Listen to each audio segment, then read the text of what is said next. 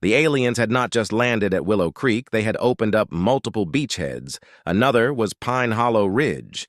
The aliens chose Pine Hollow Ridge because, according to their strategic maps, it was isolated, underdeveloped, poorly defended, and statistically unlikely to contain organized resistance.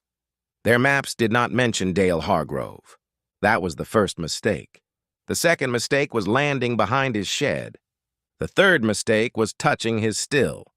By the time the invasion fleet descended through the clouds, the people of Pine Hollow Ridge were already suspicious. Not because of the lights in the sky. Strange lights were not unusual in the mountains. Sometimes they were aircraft. Sometimes they were weather balloons. Sometimes they were Earl McKinney testing homemade fireworks after 3 beers and a bad idea. No, the locals became suspicious because every dog in the valley started barking at once. That meant one of 3 things: a bear, a stranger, or something stupid was about to happen. Usually, it was all 3. The first alien scout craft landed in a clearing beside Hargrove's goat pen. The vessel was sleek, black, and silent, built by a species that had conquered 7 systems and believed intimidation was a universal language. The ramp lowered. 6 alien warriors emerged in shining armor, each carrying a pulse rifle, each prepared to dominate the primitive inhabitants of Earth. They were immediately charged by a goat named Biscuit. Biscuit had never seen an alien before, but he had seen visitors, delivery drivers, surveyors, and one unfortunate census worker. He treated all of them the same. The lead alien raised its weapon. Biscuit lowered his head. There was a hollow metallic clang as 70 pounds of mountain hatred struck advanced alien armor at full speed. The alien commander fell backwards into the mud. The other 5 aliens froze. From the porch, Dale Hargrove narrowed his eyes. He was wearing slippers, a bathrobe, and a camouflage cap that had seen more winters than most governments. In one hand, he held a coffee mug. In the other, a shotgun. He stared at the ship, then at the aliens, then at Biscuit, who was proudly standing over the fallen commander. Dale took a slow sip of coffee. "Well," he said, "that ain't fish and wildlife." The aliens activated their translation devices. The commander stood, humiliated and confused. "We are the Varesh Dominion," it announced. "Submit immediately." Dale scratched his beard. "Y'all got a warrant?" The commander paused. "A what?" "A warrant." "We are invaders." "So no warrant." The alien raised its weapon. Dale sighed. That was when his wife, Marlene, opened the kitchen window. "Dale! If they're selling solar panels, tell them we're not interested." The commander turned toward the voice.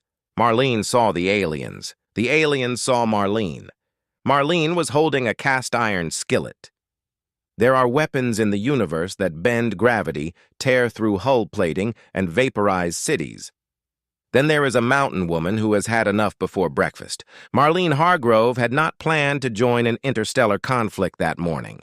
She had planned to make biscuits, yell at Dale for tracking mud through the kitchen, and remind him for the 4th time that the raccoon in the laundry room was not basically a pet. Instead, she was now looking at 6 armored aliens in her yard, 1 unconscious commander, 1 proud goat, and her husband standing on the porch, acting like this was an inconvenience rather than an invasion. The alien nearest the window lifted its weapon toward Dale. Marlene's eyes narrowed. That was a mistake.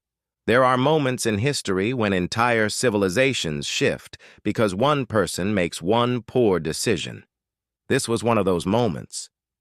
Marlene shoved the kitchen window open so hard it bounced off the frame. "Hey!" The alien turned. Marlene threw the cast-iron skillet. It did not spin gracefully. It did not whistle through the air like a heroic weapon. It flew like a flat, angry meteor. The skillet hit the alien square in the helmet with a sound like a church bell being dropped down a mine shaft. Bong. The alien folded sideways into a chicken trough. Dale looked at the alien, then at Marlene, then at the empty skillet rack. Was that your good skillet? Marlene pointed at him. Don't you start. Another alien stepped forward and fired a pulse round through the porch railing. That was the second mistake. Marlene disappeared from the window. For 3 seconds, nothing happened. The aliens slowly advanced. Then the back door slammed open. Marlene came out wearing an apron, gumboots, and the expression of a woman who had already decided everyone involved was getting yelled at. In her left hand was a can of bear spray. In her right hand was a rolling pin. Tucked under one arm was a saucepan lid. The aliens hesitated. Their tactical display tried to classify her. Local female. Threat level, unknown. Armament, domestic equipment. Recommendation, caution. Marlene marched down the steps. You come into my yard before I've had breakfast? The aliens backed up. You point that glowing nonsense at my husband? They backed up again. You scare my chickens? A hen chose that moment to burst out from behind the shed, flapping wildly and screaming like it had seen the end of days. Marlene lifted the bear spray. Oh, absolutely not. The lead alien attempted to regain authority. Human female, stand aside. Marlene stopped walking. Even Dale winced. Biscuit, the goat, wisely stepped away. The alien translator replayed the phrase, human female, stand aside. Marlene smiled. It was not a kind smile. It was the smile she used when someone at the church bake sale said store-bought pie was just as good. Dale leaned toward the nearest alien and whispered, You shouldn't have said that. Marlene hit the bear spray. A bright orange cloud swallowed the alien squad.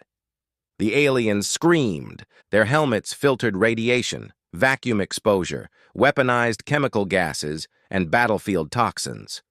They were not prepared for concentrated mountain justice in a can. One alien dropped its rifle and ran straight into the clothesline. Another stumbled backward into the goat pen. Biscuit took that personally. The commander tried to crawl back up the ramp, but Marlene caught him by one armored ankle with the hooked end of Dale's old shepherding stick. Oh, no, you don't.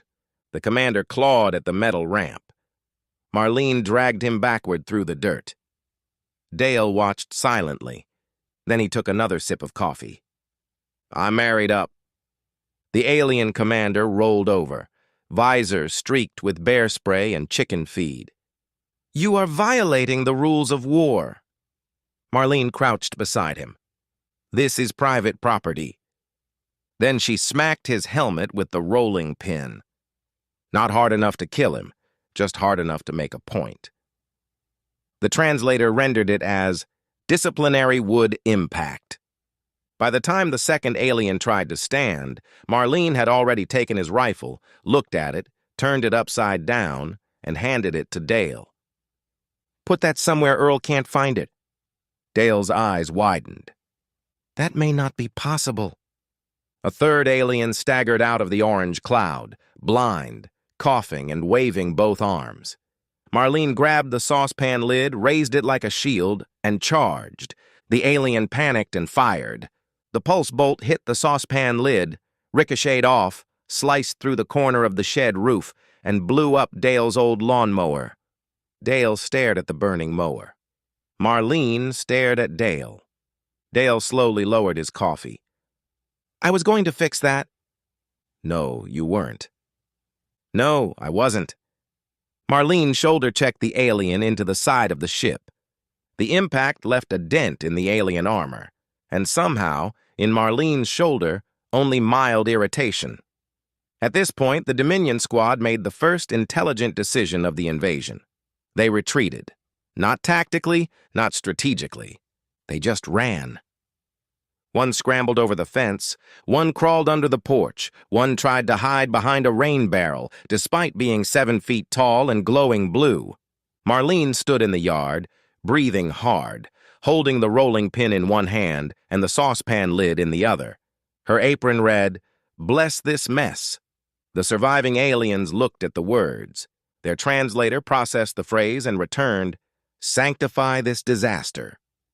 Dale stepped down from the porch and nudged the unconscious alien with his boot. "You want me to call Buck?"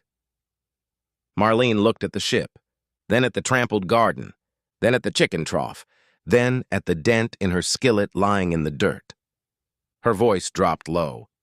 "Call everybody." Dale nodded. "That bad?" Marlene picked up the skillet and inspected the damage. The skillet had a new crack across the handle. Dale went pale. Marlene looked toward the alien ship. "They broke my wedding skillet." Dale immediately turned toward the house and shouted, "I'm getting the truck keys." From inside the goat pen, Biscuit head-butted another alien with the calm professionalism of a subcontractor finishing a job. Marlene pointed the rolling pin at the remaining invaders. "No, you tell whoever's in charge up there that breakfast is canceled." She stepped closer. "And I was looking forward to biscuits." The aliens did not fully understand the sentence. But somehow, across species, language, and culture, they understood the tone. Breakfast had been canceled, and someone was going to pay. The second scout team landed near the Pine Hollow General Store, which also functioned as a post office, bait shop, gossip exchange, unofficial town hall, and emergency courtroom whenever someone parked badly. Inside, 4 old men sat around a table drinking coffee strong enough to dissolve fence wire. They watched the alien ship settle in the parking lot. No one moved. Clarence looked over his glasses. "That's new." Wayne grunted. "Government? Too clean. Californians?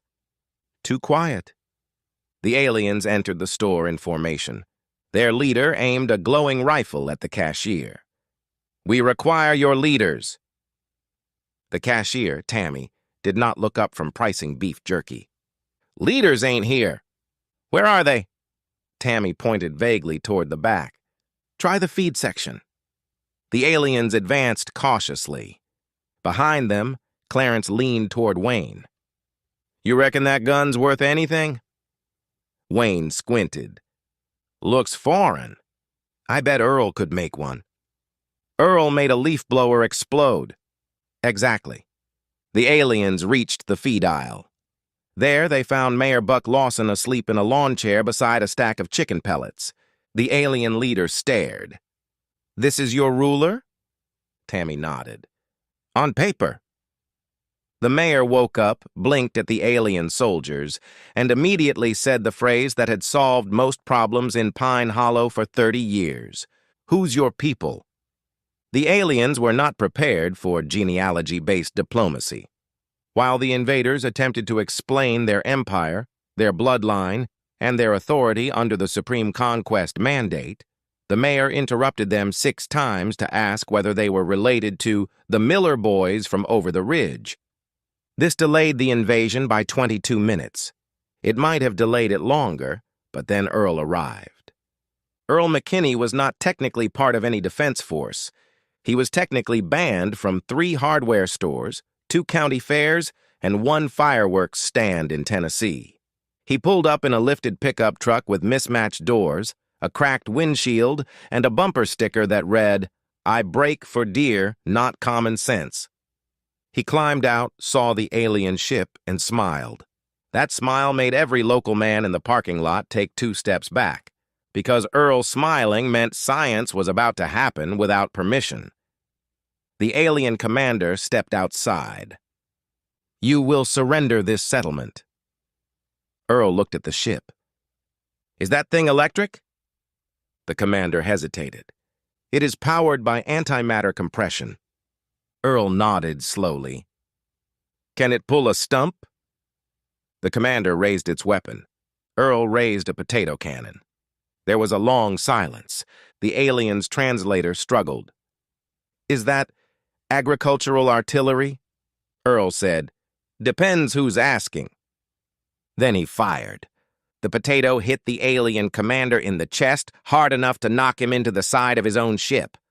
The locals cheered. Clarence slapped the table inside the store. "Called it. Earl made one." The Dominion had conquered planets where armies broke before them. They had fought professional soldiers, orbital defense grids, and machine intelligences. They had not fought Pine Hollow Ridge on a Saturday. By noon, 3 alien squads had disappeared into the forest. This concerned Dominion Command. The aliens moved in tactical formation through the trees, scanning for heat signatures. They found squirrels. They found raccoons. Then one squad pushed deeper into the pine forest, moving away from the road and into country where GPS signals got nervous and maps became more like polite suggestions. The squad leader believed this was clever. The locals would not expect them to travel through the high timber. The locals, unfortunately, knew better. That part of the ridge belonged to a black bear everyone called Uncle Gary. Nobody knew why. Nobody remembered who named him. But everyone agreed he had the general attitude of a divorced man looking for his cooler. Uncle Gary was large, scarred, and deeply committed to investigating anything that smelled like food, fear, or bad decisions. The alien squad moved silently between the trees. Their armor shimmered. Their weapons hummed. Their commander raised one clawed hand. "Hold position!" The soldiers stopped. Ahead of them, something heavy moved through the brush. The aliens aimed their rifles. A huge black bear stepped into view. For a moment, no one moved. The bear stared at the aliens. The aliens stared at the bear. The bear sniffed. The squad's translator scanned the animal and produced the following assessment. Local fauna. Large mammal. Threat level, moderate, likely behavior, avoidant. The bear took one step forward. The translator updated. Threat level, inconvenient. One alien whispered, "Is it domesticated?" The squad leader looked at Uncle Gary's face. Uncle Gary looked back with the expression of something that had once fought a garbage bin and considered it a draw. "No," the leader said. "I do not believe so." The bear sniffed again. Then he noticed the aliens' emergency ration packs. Unfortunately, Dominion ration packs were sealed in a shiny metallic pouch that, to a bear, looked exactly like something that should be opened through violence. The bear huffed. The aliens backed up. Uncle Gary followed. The squad leader raised his weapon. "Stand aside, creature!"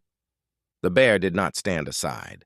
The bear had never stood aside for anything in his life. Not hikers, not trucks, not Earl McKinney's chicken coop, certainly not shiny space goblins carrying snacks.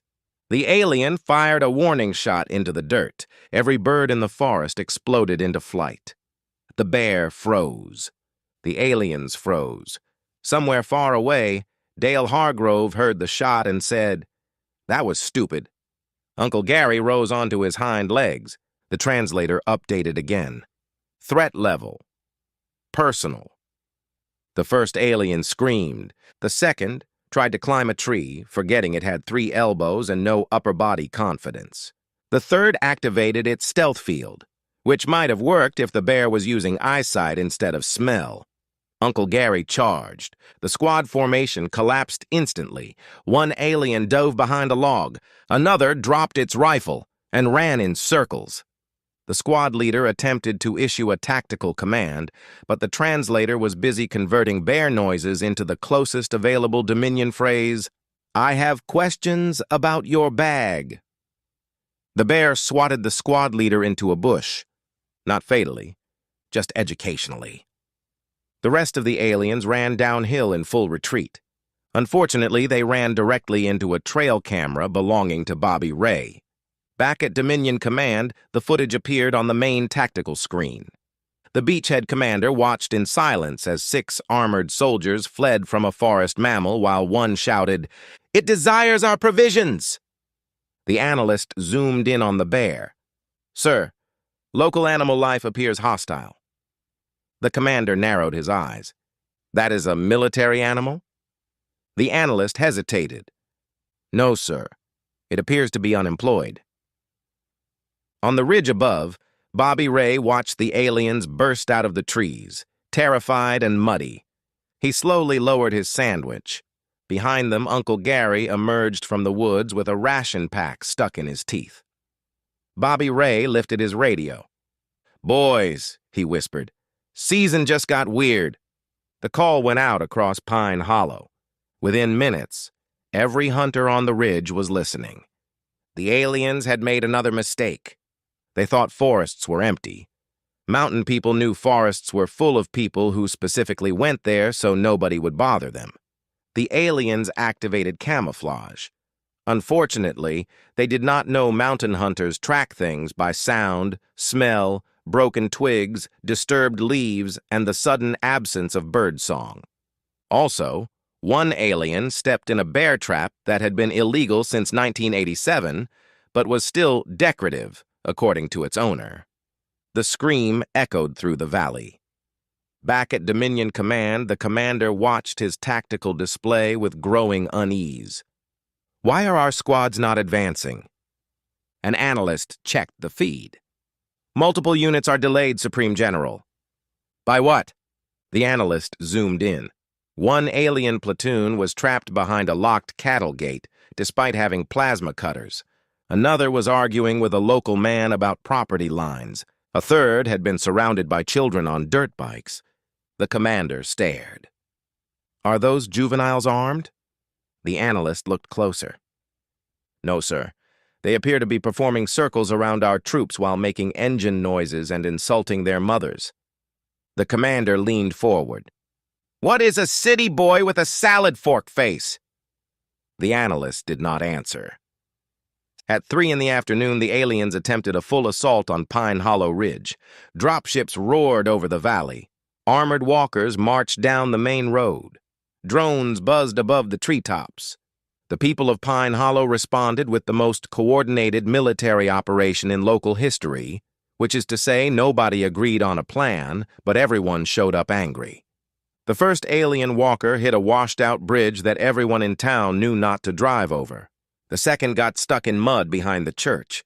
The third was hijacked by Earl, who had brought jumper cables, just in case. By sunset, alien troops had taken cover behind their own vehicles. Across the road, the locals had set up lawn chairs. Someone was grilling. Someone else had started selling bottled water. A teenager live-streamed the whole thing until his grandmother made him stop because war ain't no excuse to waste data. The Dominion commander opened a channel. Humans of Pine Hollow Ridge. This conflict is unnecessary. You are outmatched. Mayor Buck picked up the radio. This is Buck Lawson. You are the leader? Sometimes. Order your people to surrender. The mayor looked around. Dale was reloading. Marlene was sharpening something. Earl was underneath an alien hovercraft yelling, I almost got it! Biscuit the goat was standing on an unconscious alien. The mayor sighed. I don't think they're in a listening mood. The commander's voice became colder. We will destroy your settlement. Tammy took the radio. You hit my store? I'll put your face on a missing dog poster. The aliens did not understand the threat. The locals did. A dark silence settled across the ridge. Even Earl stopped welding. The Dominion commander made his final mistake. He fired a warning shot. It struck the sign outside the Pine Hollow General Store. Not the building, not the people. The sign. The one painted by Tammy's late father. The one everyone had chipped in to restore after the big storm of 2009. The one with the faded trout on it that looked more like a confused sausage, but nobody ever said so because Tammy loved it. Every local stared at the smoking sign. Then every local turned toward the aliens. Dale whispered, Oh, they messed up now. What followed was later classified by military officials as a highly irregular civilian counteroffensive. The locals called it Saturday. Pickup trucks came down from every ridge road. Hunters fired from tree lines. It rained lead and arrows on the invaders. Farmers used tractors to shove alien barricades into ditches. Marlene led a group of women through the side road with skillets, bear spray, and an attitude that made trained alien soldiers retreat without being ordered. The church bell rang non-stop, partly as an alarm and partly because old Mrs. Pritchard had climbed into the tower and refused to stop until them shiny devils learned manners. Earl finally got the hovercraft running. Unfortunately, he had not worked out steering. He flew directly through an alien command tent, over a hayfield, clipped a scarecrow, and crashed into the mayor's fishing shed. When the smoke cleared, Earl climbed out and shouted, "I understand most of it now!" Nobody found that comforting. By nightfall, the Dominion invasion force was in full retreat. Their commander, bruised, muddy, and emotionally changed, transmitted a final report to the fleet. "This planet is not suitable for occupation." The Supreme General glared. "Explain." The commander looked at the live feed. A human child was trying to trade an alien helmet for fireworks. A goat was chewing on Dominion battle armor. An elderly woman was yelling at a prisoner because he had tracked mud onto her porch. Uncle Gary the bear was asleep beside a ruined alien supply crate, surrounded by torn ration packs and looking extremely pleased with his life choices. Earl was attempting to start the captured walker with a screwdriver and positive thoughts. The commander swallowed. The mountain region contains no central authority, no predictable doctrine, and no respect for advanced technology. The inhabitants appear primitive, but possess extreme territorial aggression, improvised engineering capability, hostile livestock, predatory wildlife, and unlimited access to cured pork. The general frowned. "Are they soldiers?" The commander watched Dale Hargrove walk past in slippers, carrying a shotgun and a plate of ribs. "No," he said quietly. "That is the problem." The next morning, Pine Hollow Ridge returned to normal. The bridge was still broken. The store sign was repaired with duct tape. 3 alien rifles had gone missing. Earl denied everything. Biscuit became a town hero and was given a medal, which he immediately ate. Uncle Gary wandered back into the forest with an alien ration pouch stuck to his fur and the proud limp of a creature that had contributed to national defense. Marlene Hargrove finally got to make breakfast. The biscuits were slightly overdone. Nobody complained. Dale tried to say something about the aliens maybe coming back. Marlene placed the cracked wedding skillet on the table between them. Dale immediately changed the subject. Mayor Buck held a press conference for the national news. A reporter asked, "How did this small mountain community defeat an advanced alien invasion?"